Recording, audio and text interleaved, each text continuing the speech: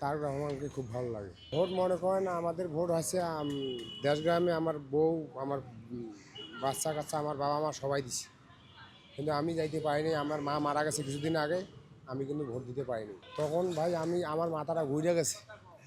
আর যখন আমার ওই বিএনপি সরকার বেশি ভোট পাইছে তখন আমার মনটা খুব ভালো, আমি স্টক হওয়ার ধরছি স্যার। আর যখন মানে ওই বেশি ভোট পাইছে তখন আমার মাথাটা খুলছে।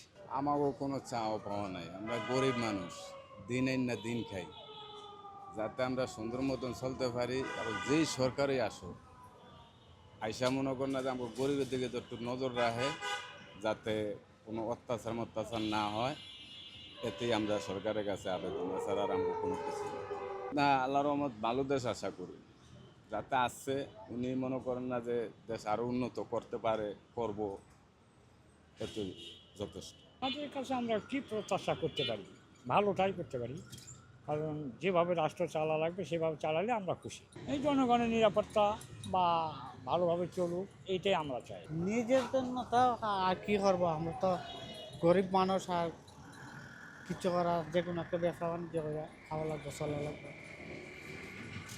এটার একটা সুযোগ সুবিধা করা লাগবে। তারেক রহমান যদি সরকার হয়, তারেক রহমান যেরকম চালানির মতো এরকমই চালাইবে, তাছাড়া আর কি আমাদের আর কি আশা থাকতে পারে।